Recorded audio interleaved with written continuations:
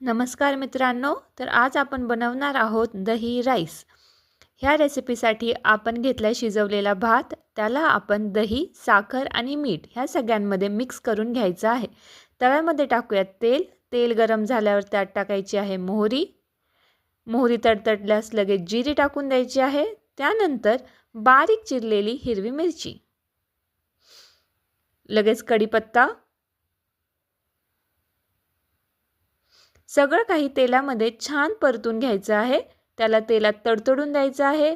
बेडगी मिरची टाकलेली आहे। आपल्या ह्या रेसिपीसाठी सर्वात महत्त्वाची आहे आपण करत असलेली ही फोडणी। ह्याची सगळी चव आपल्या दही भातामध्ये उतरणार आहे। फोडणी अशी छान तडतडल्यानंतर त्यात थोडासा हिंग टाकून द्या आणि बारीक चिरलेला कांदा, त्यात आपण टाकतोय ही भाजकी डाळ, ज्याच्यामुळे दही भाताला एक वेगळी टेस्ट येणार आहे। आता आपण मिक्स केलेला दही भात ह्या फोडणीमध्ये टाकायचा आहे। दही भात मिक्स करतानाच आपण त्यामध्ये साखर व चवीनुसार मीठ टाकलं होतं, त्यामुळे आता वरून वेगळं मीठ किंवा साखर टाकण्याची गरज नाही। ह्या फोडणीमध्ये हा भात 1-2 मिनिटासाठी परतत ठेवायचा आहे, ज्याच्यामुळे ह्या भाताची चव अजूनच वाढते।